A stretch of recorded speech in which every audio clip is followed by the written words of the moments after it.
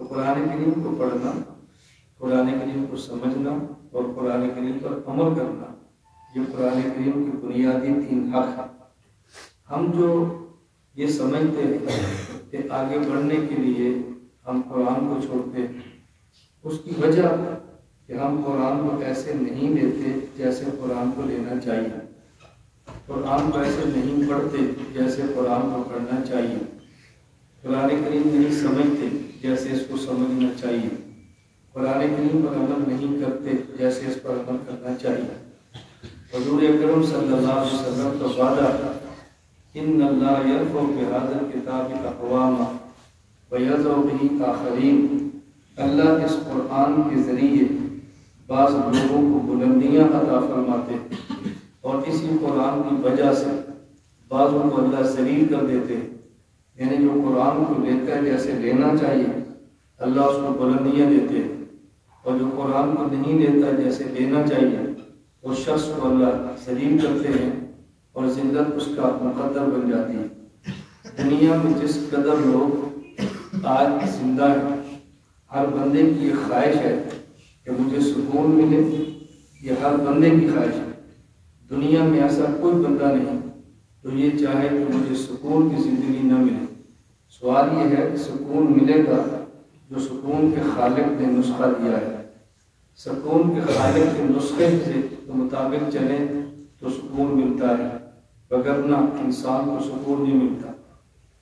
قرآن کریم اس عنوان پر جو بات کرتا ہے وہ بہت وسیع ہے۔ مثلا قرآن کریم منع کرتا ہے، توجہ رکھنا، قرآن کریم منع کرتا ہے آپ اپنے ظاہری اعضاء کو دیکھنا شروع کریں۔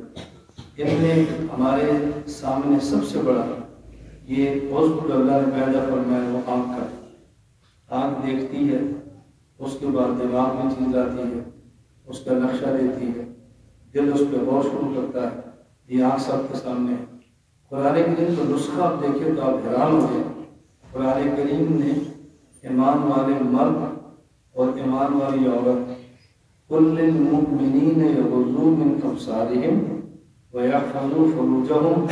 ذَلِكَ أَزْكَىٰ لَهُمْ، اللہ فرماتے ہیں میرے پیغمبر یہ بات ان کو سمجھاؤ، ایمان والے مرد اگر ان کے سامنے وہ عورت آئے جس کے ساتھ ان کا نکاح ہو سکتا ہے اور وہ نکاح میں نہیں ہے، اپنی آنکھ کو چھپا لیں،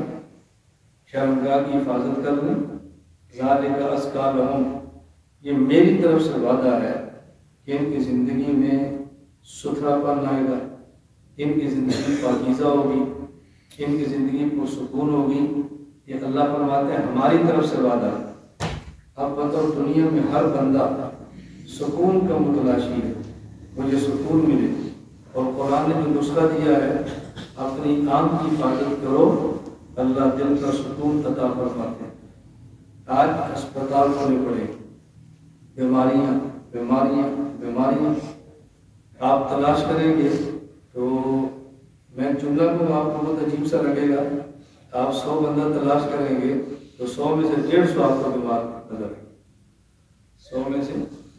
150، 100 میں سے 150 بیمار کیسے ہو سکتے ہیں؟ 100 میں سے 90 بیمار ہوں، 100 میں 50 بیمار ہوں، 100 میں 150 بیمار کیسے ہوتے ہیں؟ یعنی یہ تو میں نے بہت کم بات کی ہے۔ اگر میں 100 میں سے 500 بیمار ہوں گے میرا جملہ پھر بھی ٹھیک ہوگا، غلط نہیں ہوگا۔ ایک 100 بندے پر کتنی بیماریاں ہوں گی، وہ 500 میں تقسیم کر دو تو پھر بھی تھوڑی ہوگی، بیماریاں بڑھ جائیں گی اور بندے کم ہوں گے۔ اتنی بیماریاں، اور سب سے زیادہ ٹینشن، بی پی، یہ سب کو زیادہ، کسی کا ہائی ہے، کسی کا لو ہے، کسی کو ٹینشن ہے، اور مسائل در مسائل ہے۔ آپ اندازہ فرمائیں، قرآن نے نسخہ کہہ دیا ہے اپنی آنکھ کی حفاظت کرو، اپنی آنکھ کی حفاظت کرو۔ اب دیکھ لو یہ بیماریاں جان کیسے چھوڑتی، میں یہ نہیں کہتا بیماریاں ختم ہو جائیں گی، لیکن آپ دیکھنا کہ بیماریاں کم کیسی ہوں گی، اور اگر کوئی بیماری ہوگی تو اس بیماری کے اندر بھی اللہ کی طرح سکون عطا فرمائے۔ میں دائیں بائیں کی بات نہیں کرتا، میری عادت ہے میں اپنی آبیدی پر بات کرتا ہوں، کسی کی بات کروں تب کریں جب اپنے پاس چیزیں نہ۔ میرا نومبر 2017 اندرونی سندھ کا دورہ، ایک جگہ پر ہم نکلے، لمبا سفر تھا، راستے میں حیدرآباد ایک گھر میں ہمارا ناشتہ تھا، تو میزبان کے بھائی ڈاکٹر تھے، وہ بھی آئے، تو مجھے کہنے لگے کہ مولانا صاحب آپ اتنا سفر کرتے ہیں، اتنا دوڑتے ہیں، اور ماشاء اللہ صحت آپ نے دیکھی تو آپ جوان نظر آتے ہیں۔ میں بھی آپ کے سامنے بیٹھا ہوں، کل میں مدینہ منورہ میں تھا، اب دیکھو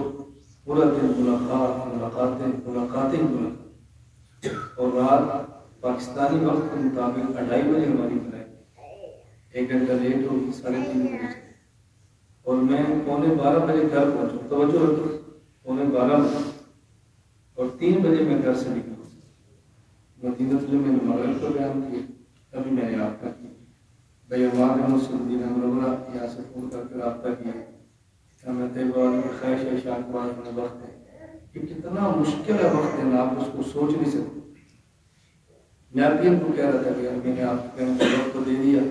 پھر آپ کی دل کرتا ہے کہ مجھے اجازت ہو بیان کی، فوراً بعد میں سبوتا کر چلا جائے، صبح جمعہ یہاں پر پھر آ جانا، لیکن مشکل ہے جانا پھر آنا، لیکن مجھے راحت ہے کہ میں گھر چلا جاؤں، بچے ہیں، گھر کے کام ہیں، آپ کا مدرسہ ہے، میرا مرکز ہے، آپ کے کتب ہے، ہمارے یہاں تخصص حفظ کتب، اور دنیا بھر کے مسائل اتنے ہیں کہ آپ کچھ دن قیام فرمائیں تو آپ کا اندازہ ہوگا ہمارا دائرہ کام میں کتنا وسیع ایک دیہات میں بیٹھ کر۔ میں صرف کروں آپ سفر میں بھی پورا دن جاگنا، جب رات ہماری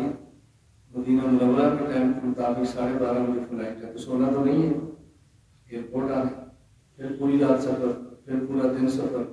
اور میرا اپنا اندازہ ہے کہ آپ میرا پر اپنا چہرہ دیکھیں گے تو شاید آپ کو اپنے بدن پر تھکاوٹ محسوس ہوگی،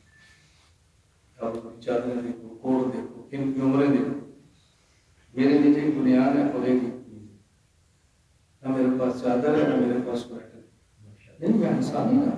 میری عادت ہے میں انساتا نہیں ہوں، میں بات اس طرح کرتا ہوں کہ بندہ اس کو ہنستا ہنستا قبول کرتا ہے، لیکن کی عمر ہے نا، یہ عمر تو سویٹر والی نہیں ہے، اللہ دیکھ لیں، اللہ میں توجہ رکھے، اس پر مجھے ڈاکٹر صاحب نے فرمایا کہ مولانا صاحب اتنے لمبے سفر آپ کے اس کو بندہ ملک کے لیے جائے کتنے گھنٹے سوتے ہیں، کیونکہ آرام ہے، اور اگر وہ تھوڑی سی بڑی نہیں تھوڑی سی بڑی شخصیت ہو تو کتنا آرام ہوتا ہے۔ استاد جی رام فرمانے، حضرت جی رام فرمانے، حضرت جمعہ کر کے تشریف لائے، ایسے ہی ہے،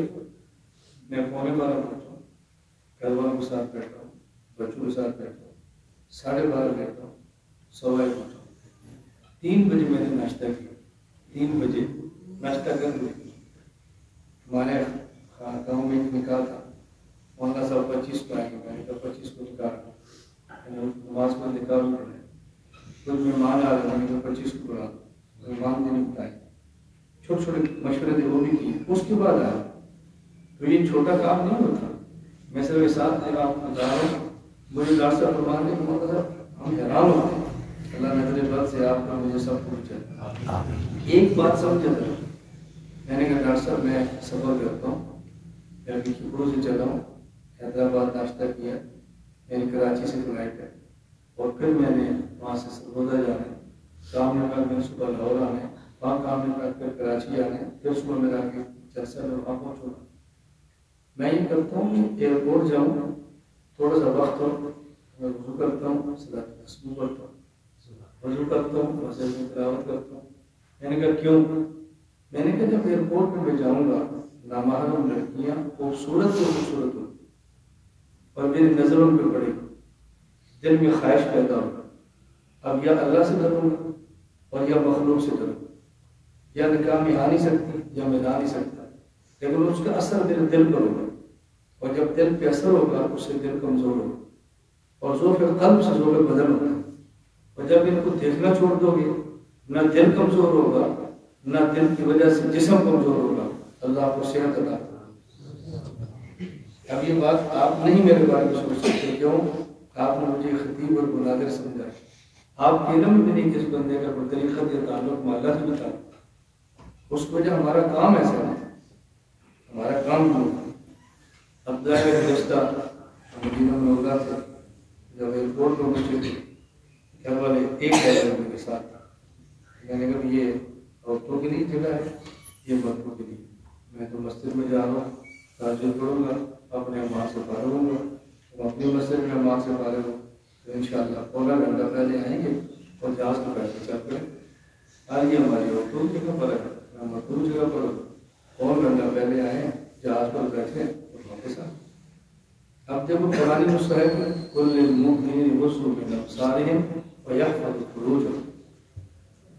آپ ایک بار نگاہ کی حفاظت کر کے رکھیں. یعنی آپ سے پہلے کہا نا کہ میں وہ تھیوریاں پیش نہیں کرتا جو مذہبی سکالر پیش کرتے تھے. ہمارے دن دور حاضر میں قرآن کریم کے بارے میں آپ کا دور حاضر میں قرآن کریم کیا کہتے ہیں معنی اور ہوتے ہیں، ہمارے معنی اور ہوتے ہیں. ہماری سیدھی سیدھی سی بات ہے،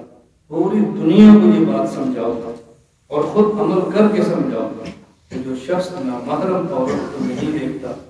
نامحرم عورت کو دیکھنے سے بچتا ہے، اللہ اس کو قلبی سکون دیتے ہیں، اس قلبی سکون سے بدن کو طاقت دیتے ہیں، اور کئی بیماریاں جس پر کروڑوں روپے خرچ ہوتے ہیں اس سے انسان کی جان چھوٹ جاتی ہے. اس وقت دنیا کا سب سے بڑا مسئلہ صحت کا ہے کہ یہ صحت کا نسخہ قرآن نے دیا ہے، ہم اس پہ عمل کیوں نہیں کرتے؟